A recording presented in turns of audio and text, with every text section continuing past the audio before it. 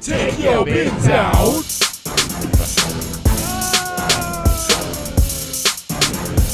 Where? On the curb. I said a splish splash, I was taking a bath. Ooh. You don't like it? Oh, mama. Bro, it's your bum ass liquor store. It's not my fault. Yeah, but you really want to pick the Josh. It's Josh. I think your taste in wine might be like how I like cafeteria food. Said, I can't wait for heated rivalry to hit this podcast like crack in the 80s. I should fucking. So you gotta talk about it. I gotta talk about heated rivalry. That's actually a great one. Convince me to watch it. Welcome back to On the Curb. I'm curious. What? Should we be introducing ourselves? To who? Well, no, because, okay, so our next episode is going to be a reflection of the year. So I looked back at our first episode, and then I was like clicking around, and I was like, who are these bitches? It was like, Well, because I don't think we have, no shade to us, I don't think we got any new bitches listening to season 2 that were already on season 1. I think we have a couple.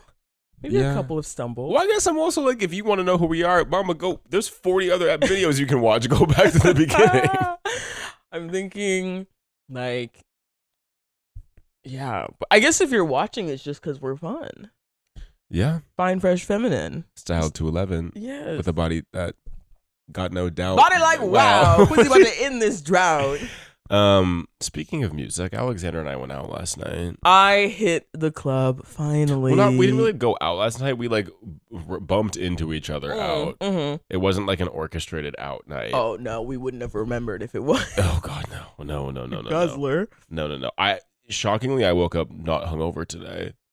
I woke up at 11 and I was like, oh, let's make some breakfast. Like, all right. Let's start the day. I was just slandered because my breakfast was baked chicken thighs with potatoes and carrots. This bitch just told me broccoli. she woke up at 11 and immediately made baked chicken, steamed carrots, and broccoli. And I said, you didn't have like eggs and bacon? No. Baked? I'm like, did you have coffee at least? Oh, yeah. So you had coffee and baked chicken. Were you dunking your steamed broccoli in your cup of joe? Okay, here's my thing is that I am not what do I usually I'm not shackled to the white supremacist ideals of a time the way that my co-host is. I will eat pad thai at 7 a.m. I don't care. Like if I have leftovers, girl, I'm cranking over that fridge and I'm chowing down. I do not care what it is. That's crazy because I absolutely abide by the white supremacist notion of time. No. I abide by the regulations of breakfast, lunch, and dinner and the association of flavor profiles that come with each. Why? Because I'm like, I don't want to fucking eat broccoli first thing in the morning.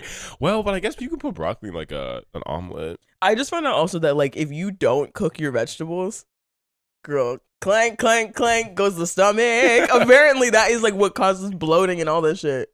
Uncooked vegetables. I love a raw vegetable. I will eat just like, I mean, not like if I'm never like, ooh, instead of chips, I want broccoli. But if I need to eat a vegetable, I will just like chomp on broccoli fresh out the fridge. You know there are bitches that say that. Like, okay, I'm hungry, so I grab some celery. Girl, when I was in like my peak dieting phase, oh my God, all my friends would get so mad at me. I would come home from the club and I'd scoop up blueberries. No, I'm like, I'd be like, the calories. I'm like, I cannot imagine coming home blackout drunk, munching on fucking raw broccoli. Bro, trying to, like, eating disorders need to be illegal. Yeah. I was such a menace that for Asha, we would, Yeah. like, in the beginning of our friendship, this is when she knew I was really crazy, is like, if I ordered a burrito or something after the club, she'd be like, give me a bite. I'd be like, Asha, I'm skin and bones. I would say, Asha, look at me, I'm skin and bones. I need this. She'd look at me like, this bitch is crazy. That's smart, though. But, okay, also, it was, like, noon, like, 1 p.m., so it didn't, like, count. But I just still think it's crazy. My thing is, like, even if I wake up at 3 p.m., Mama, I'm making some sunny side up eggs. I hate making eggs, though, because you gotta wash a pan just for, like, 3 ingredients. Didn't you have to wash your pan for your baked chicken? Yeah, but I got baked chicken, I got carrots, and I got potatoes, all for that. So 3 ingredients. Are you kidding me? Okay, you ate that. You hate that. Wait a minute. But those 3 ingredients are gonna last me for like, the next 2 days. Well, yeah, and I will say like eggs can make a mess for sure. They make a mess. It's just I don't know. Also, I do not like runny eggs. I'm childish. Oh, bitch. You eat them raw. Bitch. Ew, John, I can't. Listen, I don't eat them raw because that to me heebie-jeebies. But let's just say there have been several times where I have made a fried egg, and when I saw it on my plate and I cut into it, the goo wasn't all yellow. Oh. Some of the goo was a little clear. Girl, I took a straw to the plate. I took a straw to the plate. I literally, one of my other idiosyncrasies is that if there are eggs on a plate in the windows, Autism. Shut up. Stems. Oh, no, if there's eggs on a plate and the window's open and the outside air turns the plate into this smell, that will make me like nauseous. Wait, what? Like, have you ever like a porcelain plate coming in contact with outside air has this smell to it that makes me nauseous? Like the plate absorbs the smell of the air. It's just eggs on plate meets outside wind. It makes me feel sick. Are you egg phobic? No. Like, I feel like there's people that like go through like egg phases. Yes. No. Yeah, I rely on eggs for sustenance. I think I've had 5 to 6 eggs every day for the last 7 years. See, John says these things. It'll be like, I had diarrhea for some reason. Oh my God, Mike. Oh, also forewarning the listeners, there may be some brief intermissions because I may be running to the bathroom today. But I mean, I didn't make great choices last night with what I was ingesting, so. I had a lot of fun last night. I went to Nowadays at like 10 p.m., which I've never done in my life because our friend was like the good DJs from 10 to 1. When your friend that works at a club tells you that, do not take it lightly because the second 1 a.m. hit, that DJ, girl, like no one, like 1 a.m. I feel like should be the slot where there are lyrics, where there is a fast BPM, where like there are a lot of lights. Yeah. And then I think 3 a.m. is when you might want to get into the trance. Yeah. Because when I was at Basement that like one time, well, like 5 years ago, and it was at like 6 a.m., like it was that trance and there was just like a steady like doom, doom, doom, doom. And that's nice. Yeah. But it was 1 a.m. and I felt like we were in like a fucking lo-fi waiting room. Well, also because the first DJ, I mean, made interesting choices, terrible transitions. Mama, I was getting whiplash during that set. It would be like some like kind of like smooth housey song and then some intense like bow bow bow bow bow and then he'd like kind of be off beat and then he would like turn it off, turn it back on. Yeah. I was getting my life though because it was fun. That other DJ, let's just say, I think for the first 10 minutes, I kept looking around like, he finding it. He's finding it. Y'all give him a minute. He's finding it. But yeah, no, I just couldn't do it. And like, we got shushed at Nowadays that one time, understandably, but now like everyone was just like just talking in their groups. Nowadays has birthday circles at it now. Oh, I saw. Did you see that? Did you see the Santa hats? Y'all, it's over. It's done. Okay, not only was on a Saturday night, when I first went, there were like 2 tech bros behind me in like Patagonia, like puffers, hands in their pockets, being like, yeah, I heard about this place. I heard it's like really good. I've never been before. Strike 1. Strike 2, I'm dancing. There was like, in middle school when like you and your friends all want to dance like while looking at each other. So you just form this giant like circle. There. Now watch me win. There and like they weren't even dancing. Like the thing, if you have a circle, you need to be like moving around. You need to be like switching it up a little. They were all just standing in the middle. Strike 3, SantaCon hats. At Nowadays. SantaCon has it Nowadays. Like it's over. SantaCon hats it Nowadays. Like you're proud of it. Take them like off. You're proud of it. Take them off. Take it the fuck off. Like at 1 a.m. too, which it's like, I'm sorry, wearing a Santa hat to the club after SantaCon to me is the same as wearing your like marathon medal the next day. Girl, take it off. The day's over. It's done. Yeah. Do you know anyone who does SantaCon? Well, so I thought it was only a Seattle thing because I've only ever done it in Seattle. Okay. I did do it in Seattle. I was gonna say, Asha. I feel like that's your vibe. I mean, it's not fun though. Like I hated it. It's so straight. What do you do? you just like bar hop, and every bar there's like 1,000 people in it dressed in Just giant the same. costumes. No one's hot. You can't see anyone's body. See, I feel like those kind of events are like straight drag. That's like instead of like straight men, because there's all this conversation right now how about straight men being envious of women, like genuinely being envious of women. I feel like that's like the rush they get from us putting on a wig. We're easy. If I feel like if like toxic masculinity wasn't a thing, men would just pop on wigs when they want, but instead they have to SantaCon. Well, speak for yourself. I pop on a wig whenever the hell I want. That's not. Speaking of, should I go change?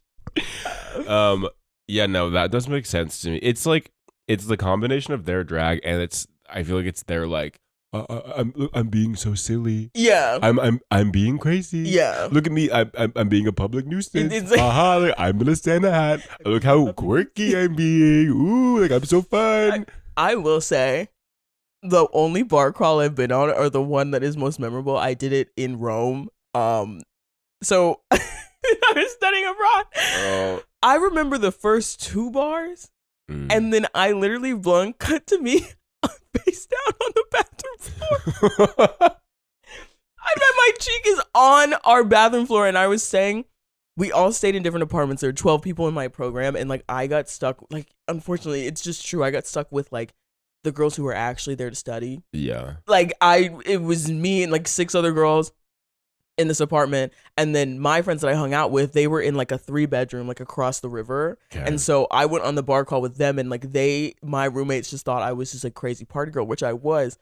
Girl, thank fuck none of them found me on that bathroom floor. They would have screamed at the top of the lungs and like got me kicked out. Girl, I went.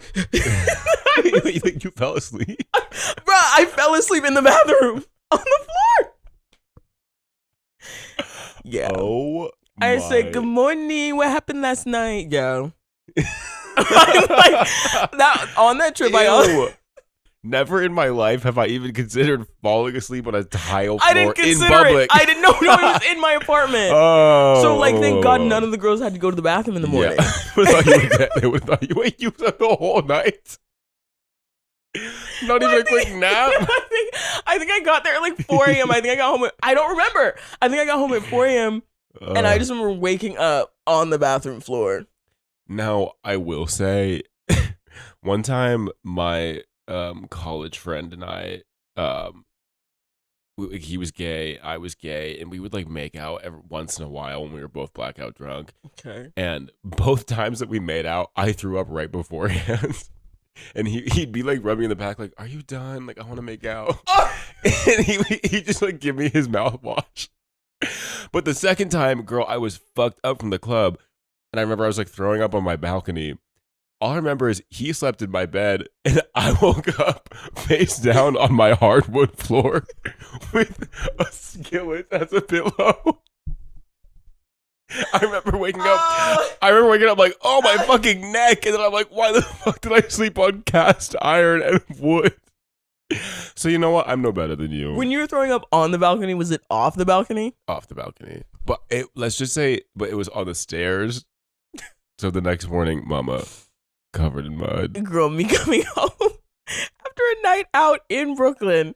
And it was like I was on the 4th floor of my old apartment complex, which had like 100 units in it. And we had this weird like nautical themed lobby that my stairs were at the end, like no doorman or anything. It was just like echoey, just the bottom floor. And there were 2 like mini steps, mini stairs, and then you went right up the full-fledged stairs. Yeah. I made it like halfway up the first flight. I said, I'm not going to make it. I go and I sit on like the 2 mini stairs. I throw up. Did you clean it or you leave it? Did you clean it or did you leave it? Ew, girl. Okay, so the thing is, hundreds of people I there? didn't know they had just installed cameras. Did you get an email? I did not know they had just installed cameras. And my super, this was the super who was like really into me and would take all my furniture up and everything. Like he was Anand, you were a real one. And Thanks, Anand. I thought, so many people live here, no one's gonna know it's me. I walk out the door the next morning, like looking like the crypt creeper. What is it? Crypt keeper. The script keeper. Anand comes up to me. He goes, "Come here." Come here. He puts his hand on my shoulder and he says, I'm worried about you. As he should have been. Anyways, heated rivalry. Oh my God. We got a request to chat about it. We got a request to discuss heated rivalry. I'm kind of shocked I haven't talked about it yet. Yeah. It's, for those of you that don't know, it's this new HBO X Crave series. Think like Red, White, and Royal Blue, or like Boots, or like any of those other gay series that have been getting churned out recently. Mm-hmm. Mama, it's porn. It is. Have you watched any of it? I'm actually, as you know, the resident Fujoshi here. It's kind of shocking that it is literally porn. And one of the guys in it, he like plays this Russian guy named Ilya. Eat your heart out, Chris Evans. This man is the new ass of America. It is the biggest fucking ass I've ever seen on a TV in my fucking life, and they show it like every other frame. Is he a bottom? He hasn't bottomed yet in the show, but I think he might at some point. No, it's fucking sexy. I think unfortunately both the guys in it are straight, which I don't like love when queer characters are taken by cis straight people, but damn, they fucking hot girl. But it is literally like, it's literally porn. Both times that, let's just say, I think every time I've watched it, I've chubbed. What's the plot? Is that the whole thing? No one's watching for the plot? No. I mean, it's like the plot is like it's literally porn, girl. Like if I describe this to you, I've read it. Have read it? No, I'm just saying I probably read some like version of this. I've read so much. Two MVP hockey players from rival teams. Okay. Keep competing against each other and running into each other in like games throughout the years. Mm-hmm. And one night or like one day they like run into each other in like the training room, and then they like see each other in the shower. And then one of them is like, come to my room later tonight. And he's like, what do you mean? He's like, I'll be in like room 411, meet you at 9. And it's like one of them's like first time being gay, and the other one has like one other experience. Is it realistic, or is it like face down, ass up immediately? It's realistic. Like they only do blowjob stuff. Okay, that's good. Yeah, no, it's real. It's pretty real, and they show a lot of butts.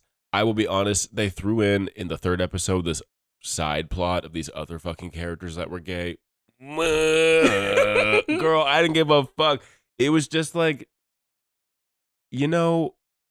I think this show really works because it's a bad script. Mm-hmm. But the lead actors have amazing chemistry and are so hot. Okay. So like they really carry it. The third episode was entirely different characters that were not good actors. Mama. Next. It was given like the whole inside joke between them was like, you're a serial killer. You're a serial killer and you could kill me. Ooh, what are you, a serial killer? Inside joke. Yeah, because one of them was like a smoothie barista. Okay. First of all, I just want to say I've been in the gay porn storyline for the stories for a while now. Okay? I invented the language.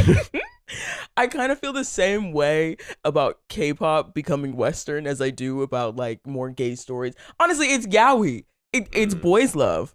Yeah. Just on screen, and gay porn really does it for me. Me too, girl.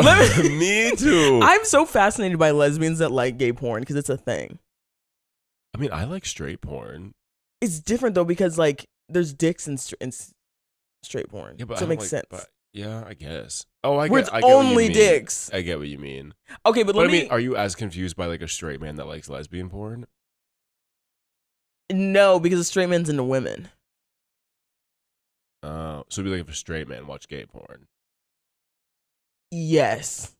Okay. With straight guys don't really do that unless they're gay.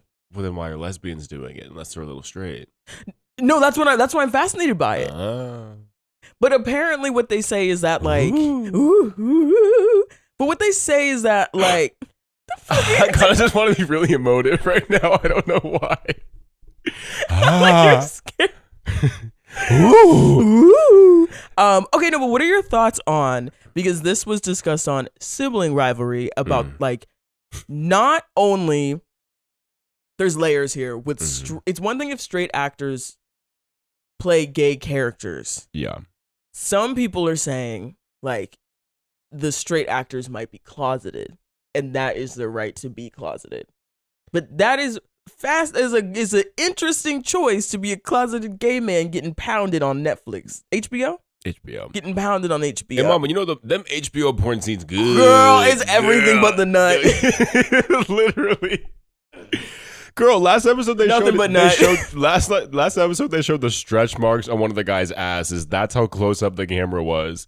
You low key could see crack. Yeah. Wait, what are my thoughts on like straight characters playing? Straight people playing gay characters? Should closeted men do closeted men have the right to stay closeted while playing like gay characters? Yeah. They do. I think anybody like has a right to privacy. That's a good point. Despite any kind of like fame or like publicity. Mm-hmm. My thing is like, I don't know. I don't like, to me, and maybe this is a reach, to me, straight people playing gay characters, I'm like, you're asking a non-marginalized person to pretend to be a marginalized person. Mm-hmm. Why wouldn't you actually go to someone that has a direct experience? Mm-hmm. Like, is it bad if I say, this gonna be a reach? This gonna be a reach? Is that not the same as like asking like a white person to play a black person? There's parallels. I think there's parallels. Also, you can't find a gay actor. Girl, please. Okay, you might know about this because you're like on the theater and stuff. What is up with the lack of like casting? What do they call them no names or something? Like there's not a lot of lead roles in new.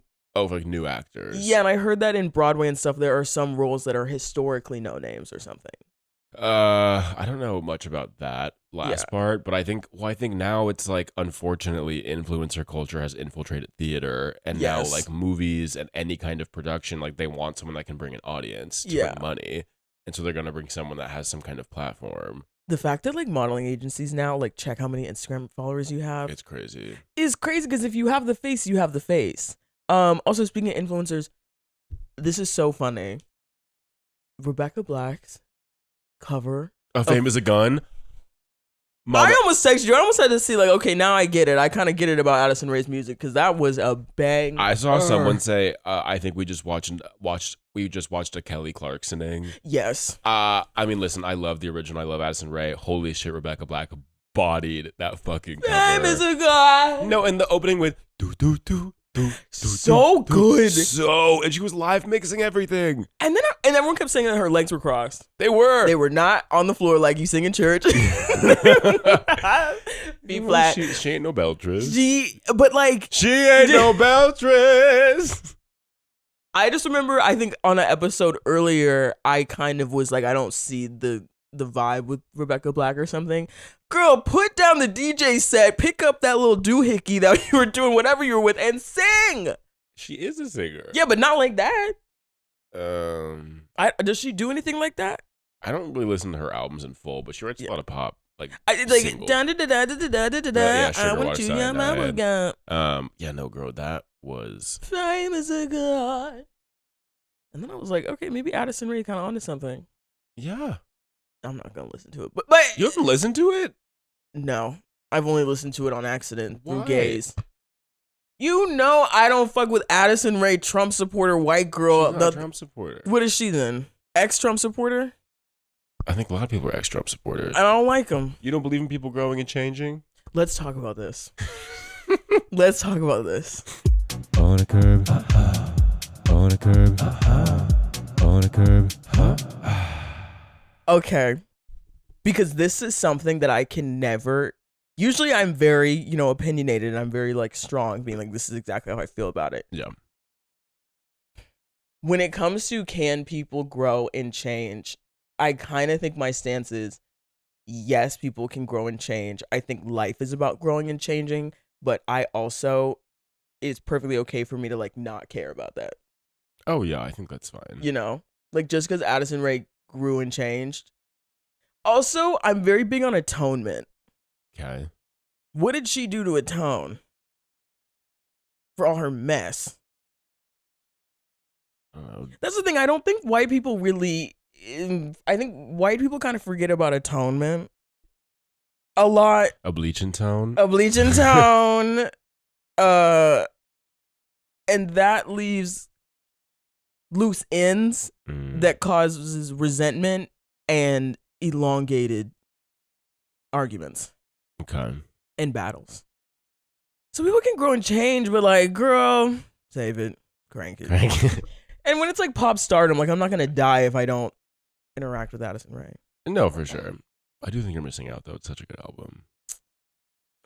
And then that's the other, there's so many other albums that are probably just as good. Oh, I mean, yeah. So then, I don't know, but she's making millions, not me. Yeah. I wish I could be making millions. My God. Well, you just quit your job. So what the fuck do Bitch, you I'm mean? watching Breaking Bad. Okay, I started watching Breaking Bad because someone... Well, yeah, tell us. It's Alexander's... It's been your first week unemployed. Oh, yeah? How's it Jobless. been? How's it? Fuckless. Jobless. It just feels right. Oh, my It's God. so bad. It's so bad that it feels correct. Like, it's not like I don't... I mean... Okay, this is where it's funny with depression. I feel like if you have depression, it's because I feel like I was born to do nothing. I have never once felt like I've owed the earth anything. I have never felt like I need to leave my mark on the earth. You have no purpose. And I've never had a problem. Well, I guess that I have a problem. But I was not born with an innate instinct to find or have purpose. I remember sitting around being like, why the fuck am I here? And so when it comes to unemployment, I'm like, this feels correct. And as it's interesting being like a writer, because you think a lot of writers like, I want to make my mark. When I die, I want people to know my name and stuff like that. All my writing is for selfishness. It's literally for me to read. Are you comfortable with your writing legacy being Deal's content? No. Mama, write something. But it's not a legacy. No one's gonna be like, it's. Can you imagine after you left, they use your work as a template for the next bitch that gets hired?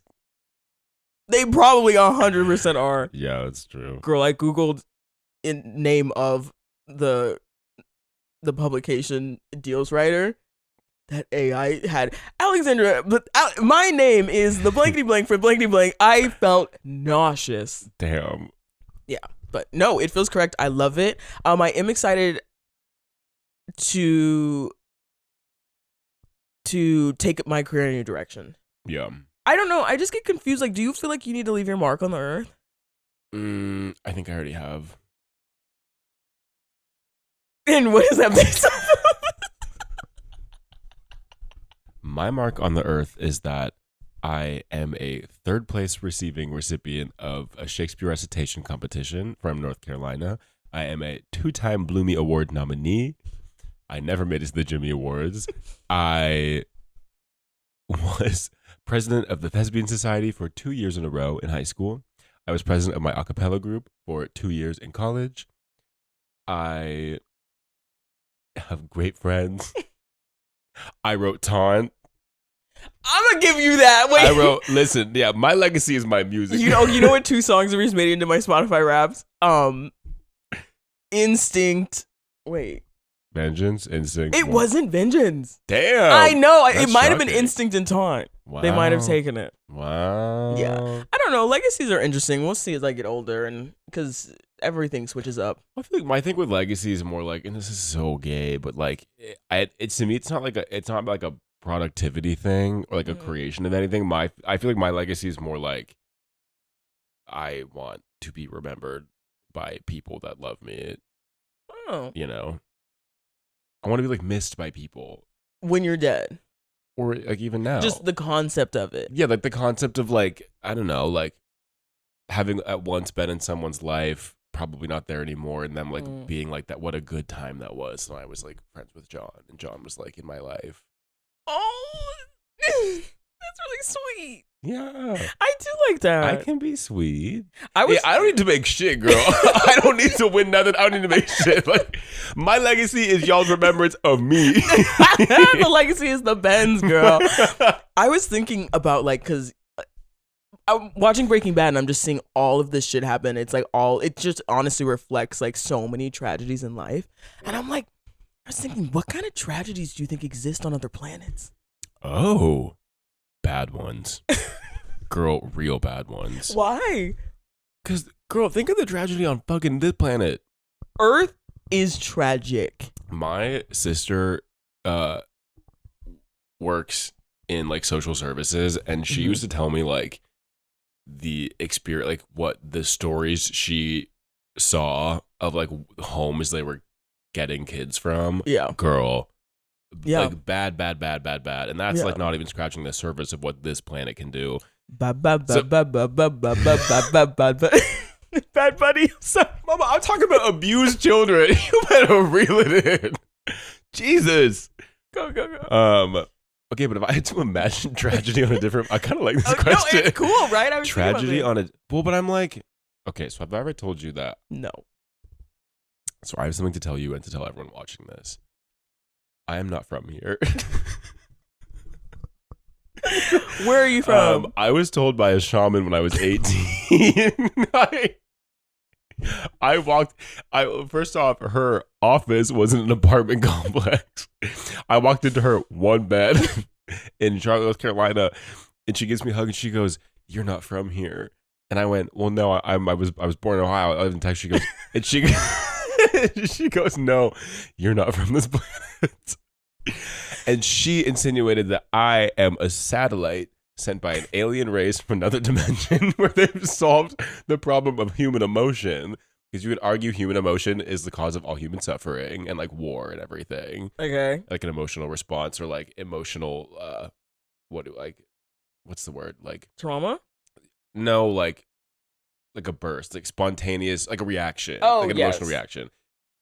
They've like eradicated the problem of it, but they'll send someone back to learn about it. Hence why I struggle with it so often and can be very like, ambivalent and apathetic. Mm-hmm. And that after I die, I'll go back and like teach them all about what I've learned. So my home planet, what I think our tragedy is. This is so crazy. Would have to be something unrelated to like, because tragedy is typically there's like a feeling associated. Mm-hmm. So I'm like, what would tragedy on my home planet where there are not emotions be?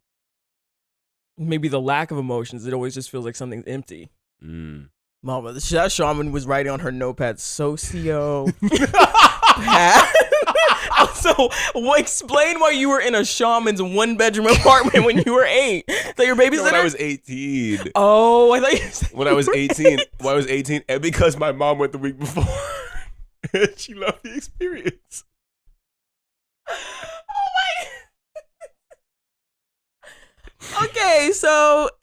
Okay. What do you think trauma on an alien planet well, is? here's my thought process, because what I'm so fascinated about with Breaking Bad. Girl, let go of Breaking Bad. Stay with me. Is that show could not be created post 2018. There'd be way too many plot holes. It's about drug stuff. They use all these burner phones. They're like doing explosions. He's calling cabs. It's all about the lack of technology. Yeah. And now, because we live in a surveillance state and technology has put so many limitations on, I was thinking about limitations on fiction and writing. And how Breaking Bad could, like, the show is genius. It's incredible, and it could not exist today.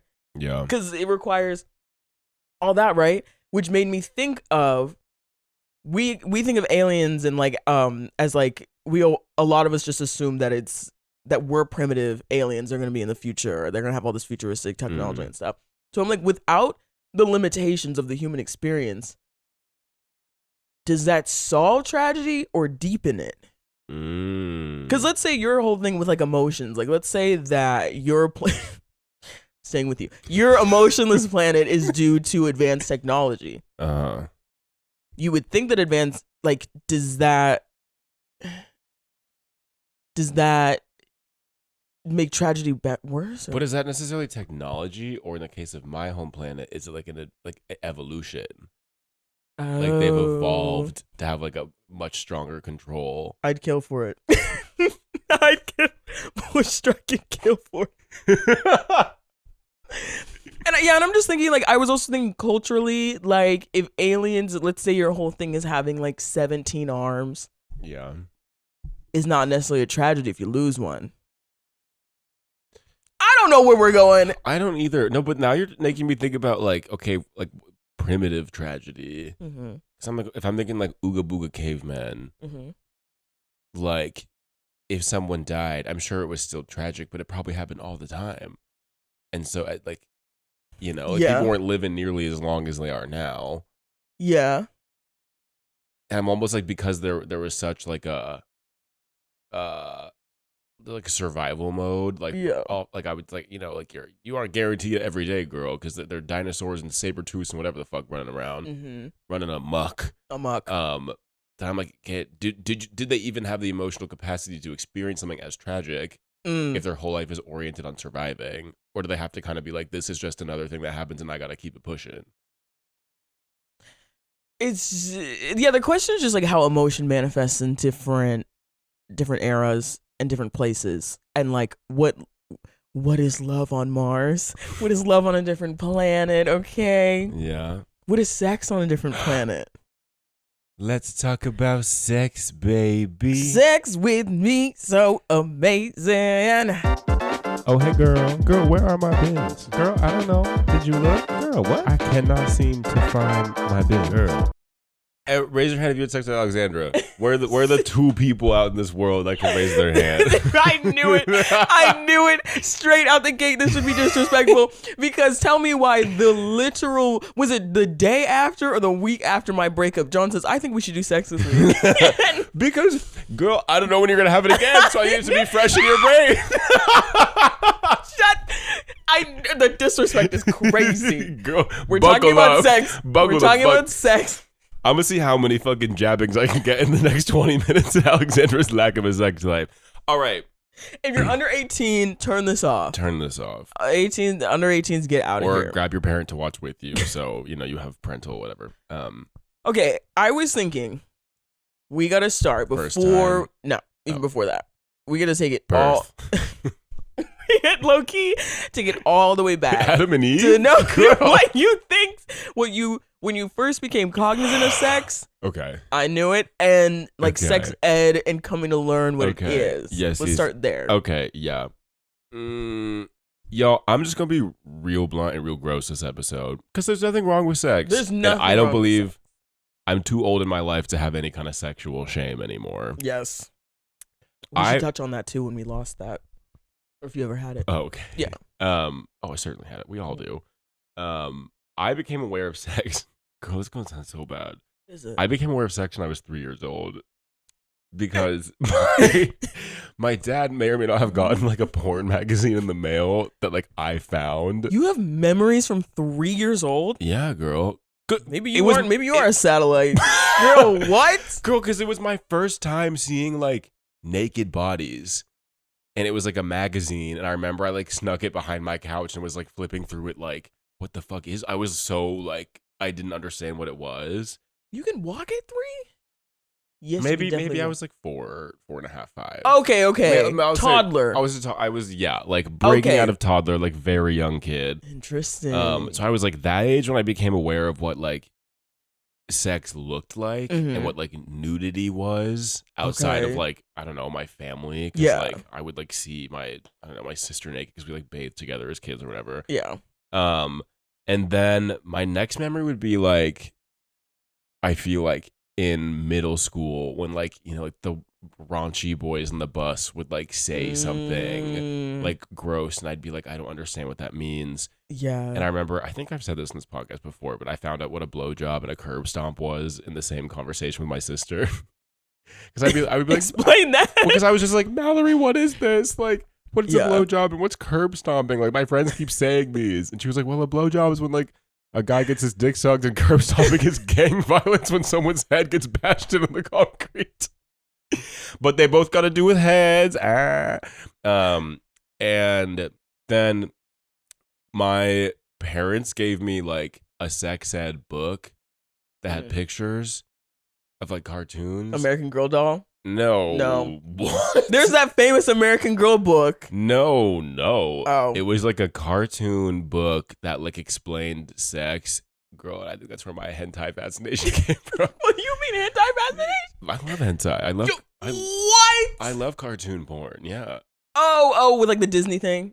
Any kind. Okay. Animated. I think it's interesting. Okay. But I remember my sister used to clock me because she'd be like, Mom, John's not reading it. He's just looking at the pictures.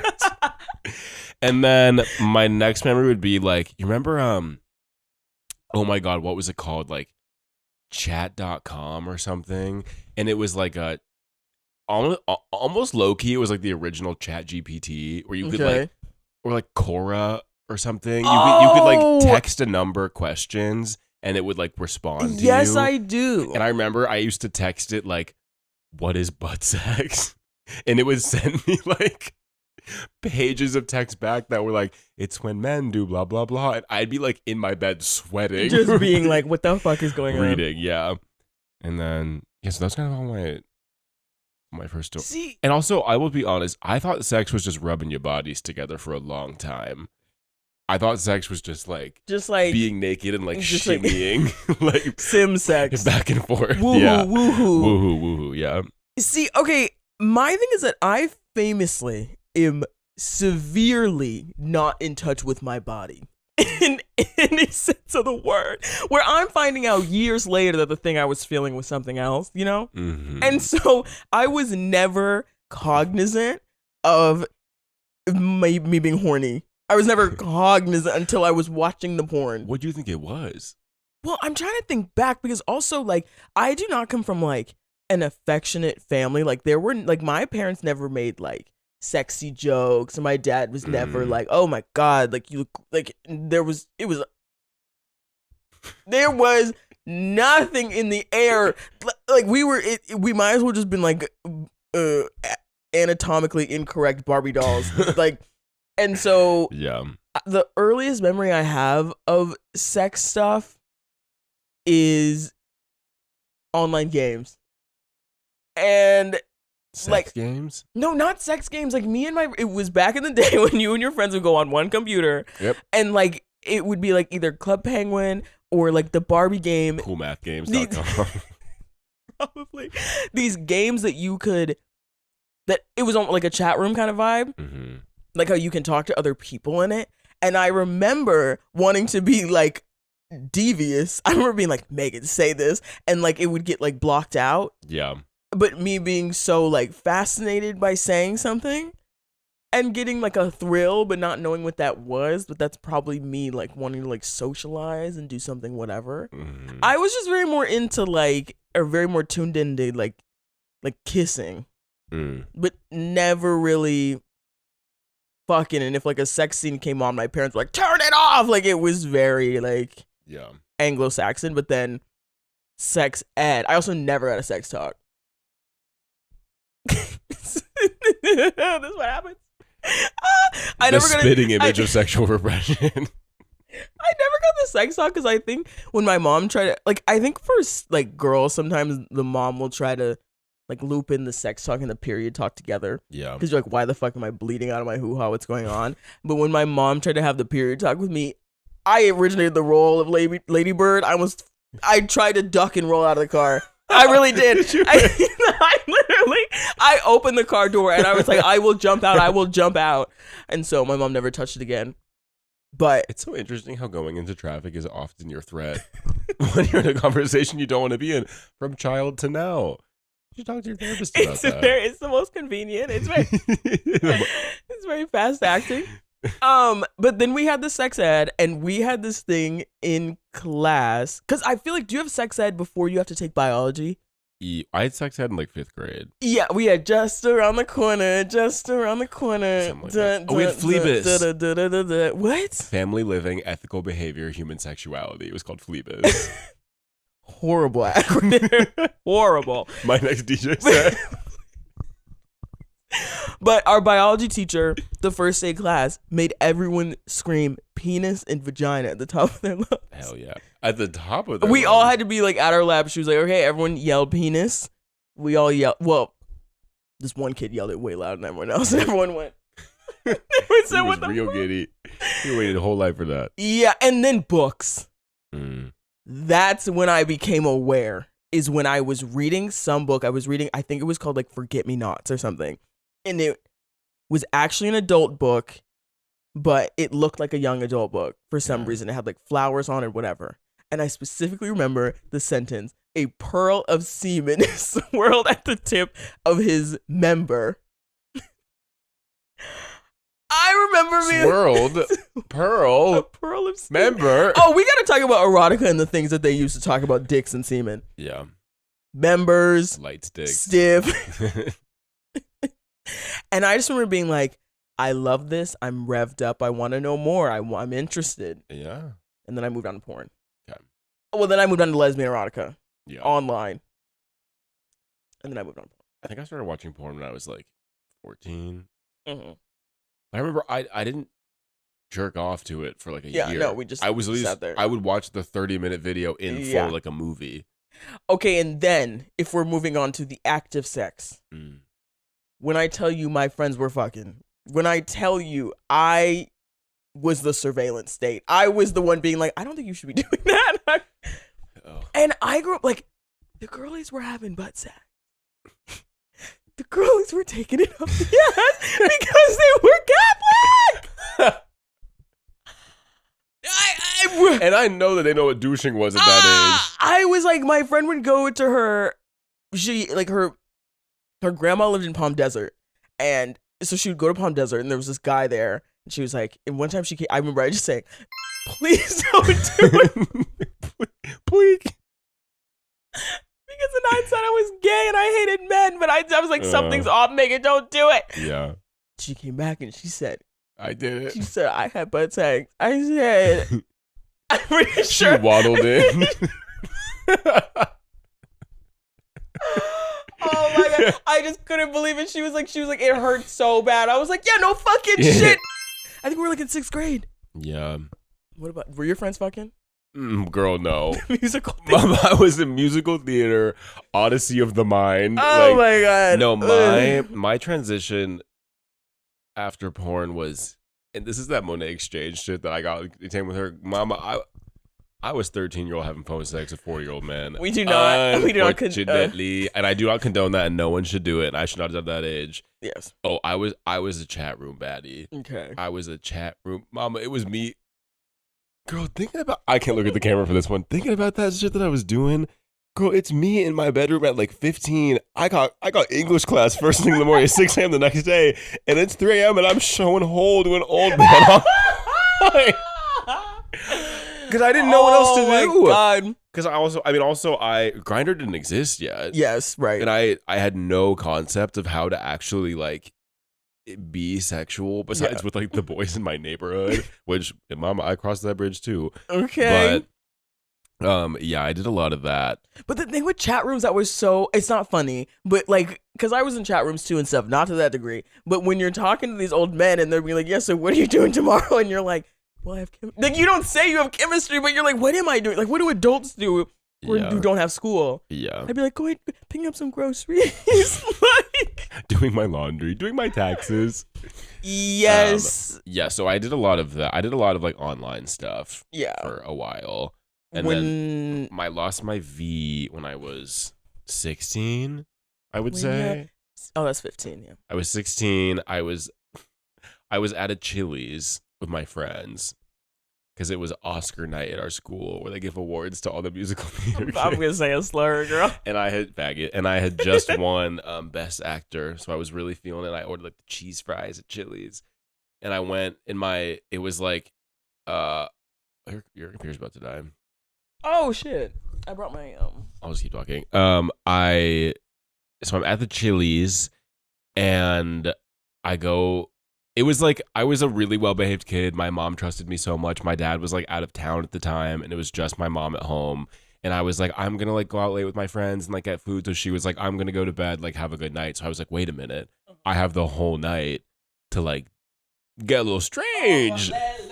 So I go in the parking lot of the Chili's and log on to my Grindr, and I find this guy.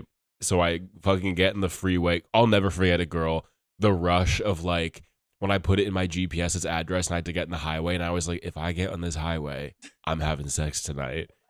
And so I show up to this guy's house. He's probably like in his mid-30s, and I am in like a suit because I went to this like Oscar night at my school, and he has like 5 cats, and I remember his mattress was like on the floor. Serial killer. And we like took a shower together, like did oral stuff, and then he fucked me. And I will say it was Ouch!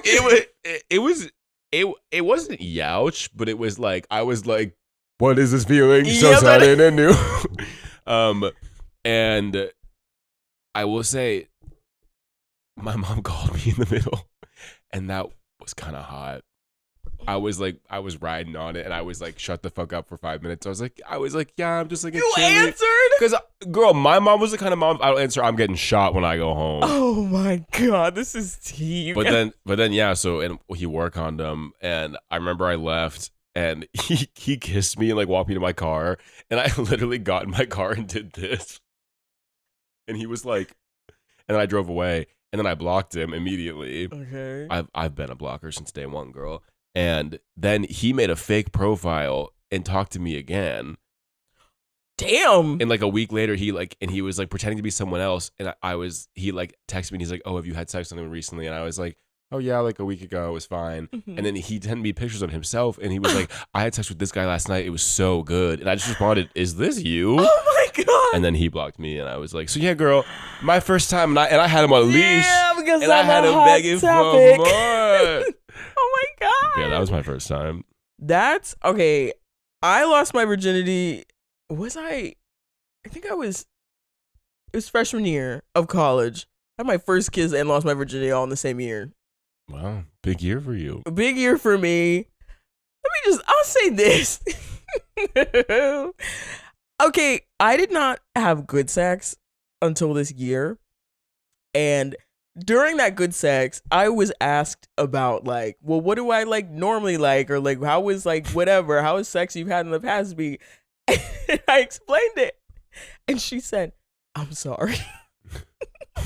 What? So in hindsight. Oh, I see. In hindsight. Just listen to your body. Yeah. While you're having said sex. Because here's the thing with me and sex. All my friends said it was horrible. I'm so like naive. Notice how like this is why I'm so anti being a sheep these days. Because I was the only sheep. I was like, hey, if everyone is saying it, then it must be true. It was like everyone is being like, oh my God, like I'm so depressed. I hate my life. I'm like, great, we're all on the same page. Me too. Everyone was saying, oh my God, I hate sex so much. I only have sex for intimacy. All the girlies talk about how they only have sex for intimacy, how they never orgasm, and how it hurts. Damn. So I'm out here being like, yes, girl, I had sex last night. It was with this football player. That's the other thing. God, all athletes, Jesus. Yeah. It was a football player in his dorm, and then I immediately left after. And in an earlier date, he like tried to like sing me Trey songs or something because he wanted to be a singer. How'd you meet? Tinder. Okay. And it was like a one nighter. Well, it was like. Was it a date or just no. like a? No. Well, we had been on like two dates. I had like seen him at a party and stuff. And then I was just like, that did not feel good at all. I never want to do that ever again. I'm like, I never want to do that ever again. Yeah. Never. No. Horrible. I got pho the next day, and I was looking at the mushrooms, and I felt sick. Didn't get fucked, so you got some pho. I was just like, oh no. Yeah, I was a big old slut in college. Well, I really liked making out. Oh, see, I rarely kissed people I had sex with. That's crazy. No, because I just like didn't. Kissing was too intimate for me. That's crazy. Yeah. Okay. Yeah, I like never kissed anyone. I hooked up with a lot of people in college. But I've always kind of been a slut. Anyway, on the curb, let's go on the curb. On the curb, let's go on the curb. What do you think the importance of sex in a relationship is? Ooh, everything. Even me, Little Miss Amish, Little Miss Dry Spell that lasted a very long time that I will never tell anyone to do that. Like, have you been in a relationship where the sex was not good? Mm-hmm. What? Mama, I had a boyfriend for 6 months. We had sex one time. What are your thoughts on sex in a relationship? What's your experience with, like, how do you feel? I mean, I think it's important. Mm-hmm. I mean, to me, it's, I don't know, I guess. Like, if you're not fucking, why ain't you just friends? Yeah. It's kind of my thing. Or, like, I think it has to be, like, if there's like three pillars of like platonic, romantic, and intimate, to me, like the ideal relationship like hits all three. Mm-hmm. And if it's just like platonic and intimate, that's like friends with benefits. Yes. And if it's just like romantic, platonic, I'm like, that's like, wait, romantic, platonic. We're like, I don't know. Think of like, wait, is platonic fucking or no, platonic like friends? So friends. Platonic is like like basically just friend. I mean, typically platonic means like non-sexual or like non-romantic relationships, but yeah, I mean it as like friendly. Okay, yes. Like have like a best friend. Okay, yes. But like I do think sex is important to relationships. I don't think it's the most important thing, and I think the reason like openness is so common is because many relationships like. I will say my boyfriend and I are open, and I'm a pretty firm believer that like I will never expect one person to satiate all of my current and future sexual desires. That's fucking impossible. Nor will I expect to do that for someone else. And so I feel like to me like sex is very expansive, where like I think in a relationship like it which is why to me it's like it's important, but I don't think I will ever expect a partner to do it all. But for me, like I'm romantic monogamous for sure. Okay. Like I only want to be dating one bitch. I want to love one bitch. The time is well, because for me fucking is not emotional. Like I am pretty like removed. I can have emotional sex certainly, but like it's not my default. Dick and balls. Dick and balls. Dick and y'all balls, ain't no bro. damn dolls. Y'all are men with dick and balls. Oh my god. So yeah, like I can't do the multiple partner romantic thing because one is, and I love you, John, but one is enough. It's a lot of work to be romantic with someone. Okay, so we just talked about me losing my virginity to a man, whatever. Mm-hmm. See, then I got introduced to lesbian sex. Mm-hmm. And what you said made me think of it because my sex with men, dick and balls, like dick balls and holes, putt-putting. Putt-putting? Ew.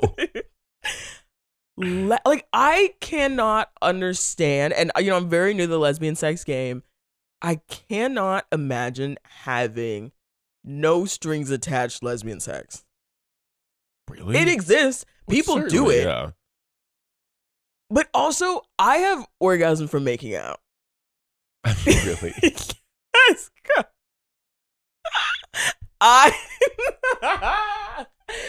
Because my entire life is about things that are not there. My entire life, I always tell people what I have like no earth in my chart. I have no earth in my chart. Mm-hmm. I am the least grounded person. I am like up in the air all times. I'm out here thinking about tragedies on other planets. So it is, sex for me has, yes, it has to do with the physical, but it is all about the stuff that's happening that's like, it's all mental. Oh, yeah. And so I don't think I'm even, like kissing can do it for me. But then, so when it comes to the other stuff and the skill sets and whatnot, I just like having someone in between my legs and then being like, all right, get out. Cause I mean, I can imagine like if I had a weenie, a junior, I think I'd stick it in anything. Well, yeah, because also like men are dogs, girl.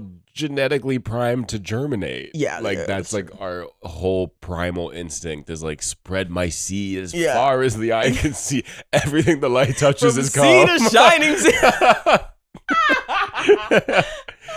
Oh my god. Yeah, so like I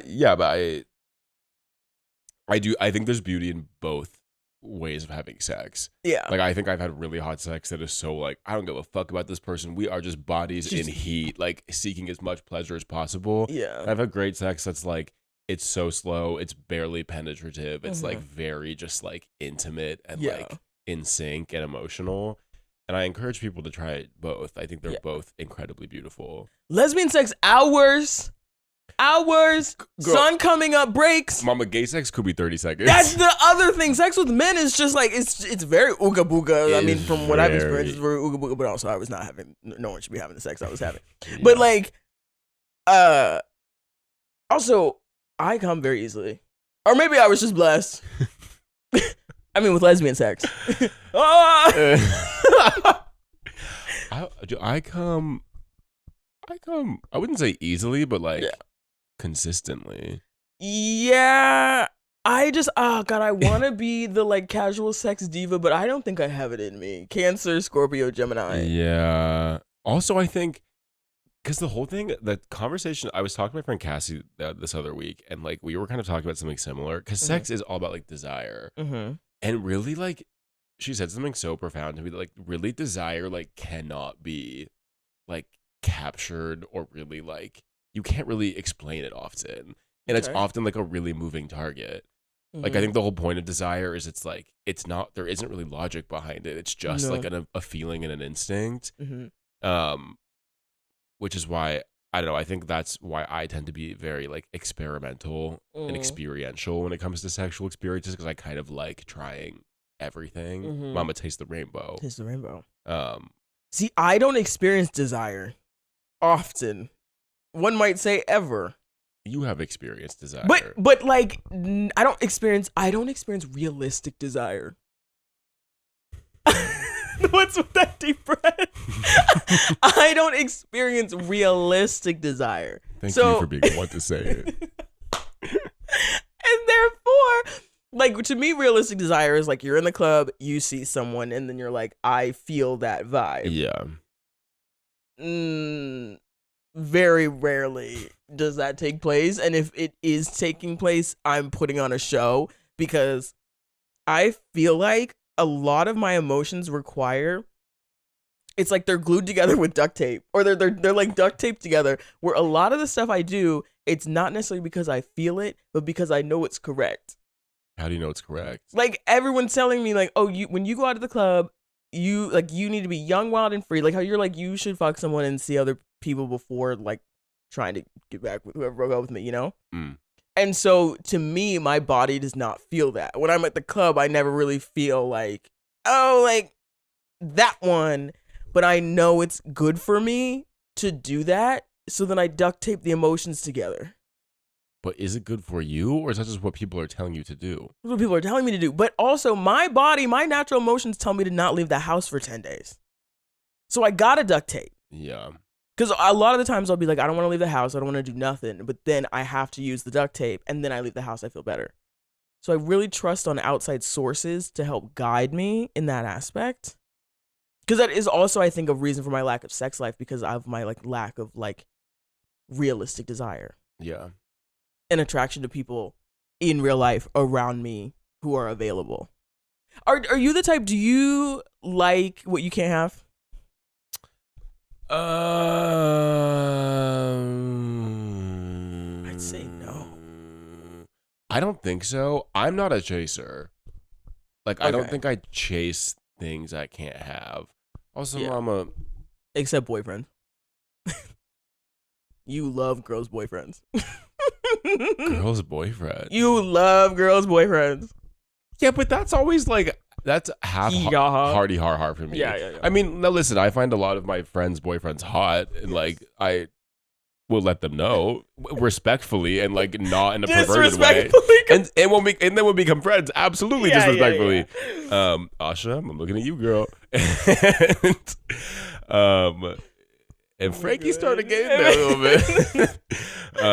But no, I don't tend to chase the things I can't have. I also feel like that was maybe something I did more as a kid. And then I think as I got older, I became more of aware that I could like attract people I was also attracted to. So it became less like chasing something and more like, let me actually just be responsive to the people that have desire for me. It's very smart. Yeah. I remember I like one of the funniest things I think my friend Emma said was when I said, yeah, I realized like I thought I wasn't gay because I didn't have any questions on my friends, but I realized I'm just not attracted to straight women. And Emma was like, be grateful. Like, on a curb, on a curb, on a curb.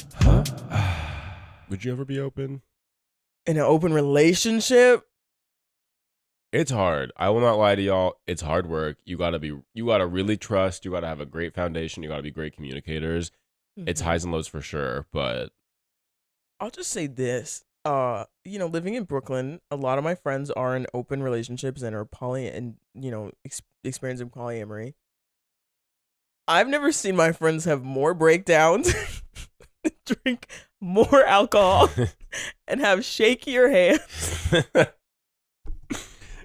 than once they've opened their relationship. And so knowing me, I don't think it's for me. Yeah. Yeah, also having had lesbian sex now, no. Because we don't have to get into that, like rules and stuff, but like. Oh, yeah. Well, I think the whole thing with openness that my therapist taught me is this DIY. Like every relationship's openness looks different. You get to make your own rules and it can evolve as the relationship grows, or it can like pull back as the relationship grows. My openness would be like, you can say hi to your coworker. You can call your mom. You can go to that coffee shop with the girl with the septum piercing, sure. No, but see, part of my desire that I don't quite understand is jealousy. The intersection of jealousy and eroticism is a real fine line for me. I get so turned on by being jealous. By you being jealous? By me being jealous. Okay. Because I think this probably came from, being a young age and doing some sexually dangerous things. 100. I think I associate a lot of sex with like intensity and like danger. And I think jealousy is a feeling that makes me feel really like intense. And so I like enjoy. It's like a safe way to experience thrilling sex, if that makes sense. I love that. Yeah, Where that it's makes like, perfect sense. Because it's the intensity is more just like my internal emotion of feeling jealous than like I'm in a back alley at 16 with some guy I don't know. Jesus Christ. I found something I discovered like through media that's something I find hot that I don't even know if this really translates, but sex off screen. Off screen? Yes. What do you mean? Like when maybe it's PG-13 or like if a movie or a show wants to insinuate that that people are having sex but aren't gonna heated rivalry it and fucking show whole. I think that is so hot. The sound of sex off screen. But I'm also not. I don't think I'm like an app girl who like listens to those like sex apps. Oh no. Or eroticism, which is also why I think I like reading it. Like I like to make up what's going on. Yeah. Let me hold the paintbrush. Yeah. But yeah, sex is last weird. Question for you. God, what is it? What do you think your number one porn category is? Oh! I'll tell you right now, mine's bubble butts. I think I've Googled bubble butt more than any other word in my entire life. I do not care about body parts. I'm not a big body part. No, I'm such a visual person. Searcher. Oh, ebony lesbian. Ebony lesbian homemade. If I'm feeling fancy, POV.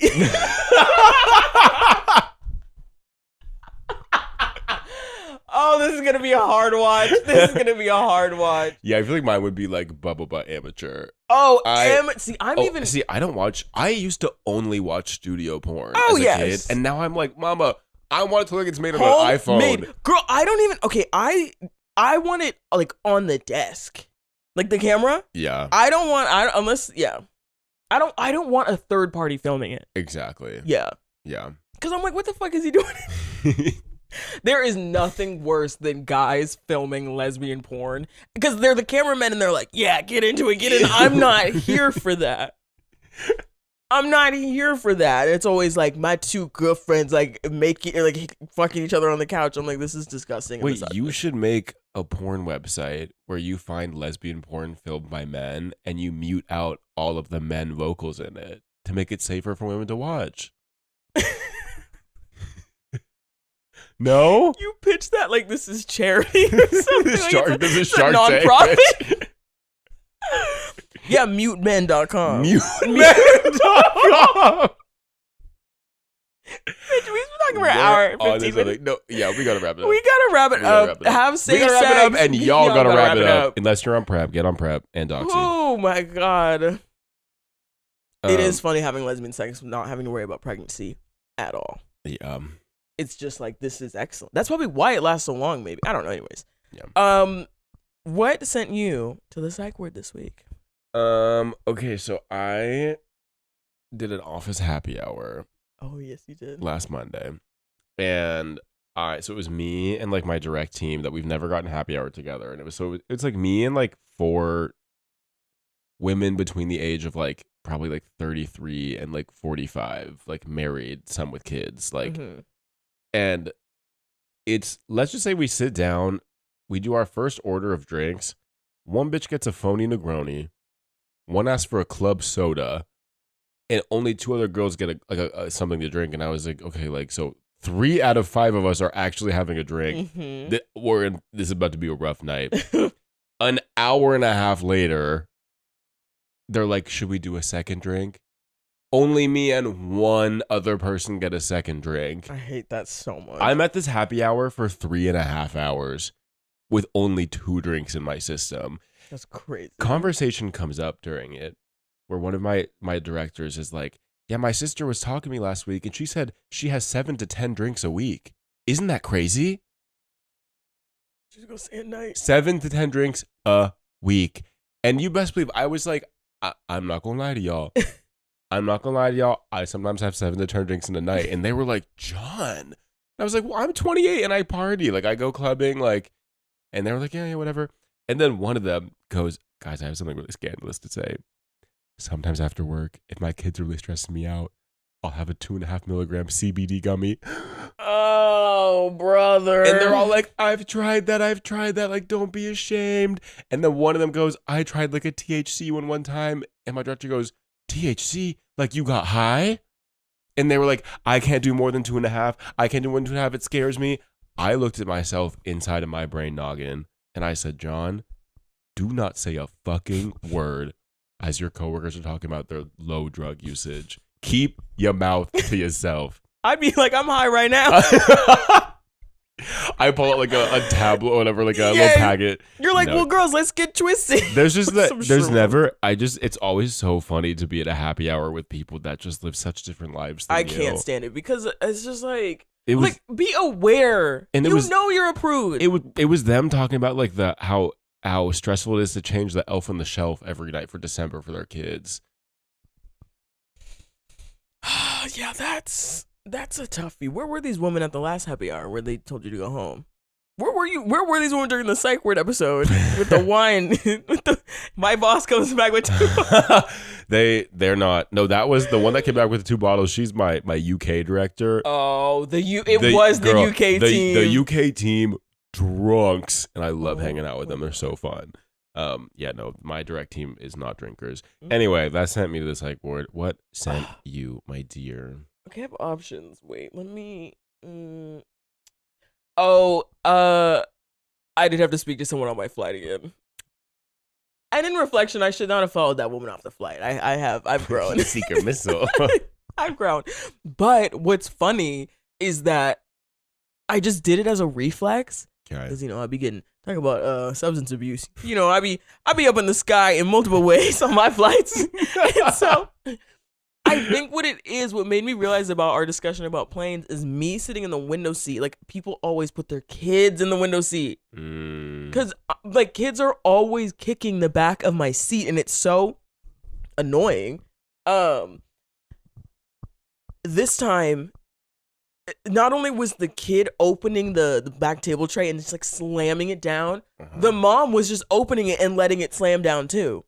And so it was that back to back to back, to the point that I was asleep and it woke me up. I'll just finish. Girl, immediately, I didn't even, like, just reflexively, I said, can you not do that? I turned around and I said, can you not do that? I said, so when you slam that down, it wakes me up. And she was like, oh my God, I'm so sorry. Like, and then just never did it again. Wow. People are ignorant, John. People are ignorant, girl.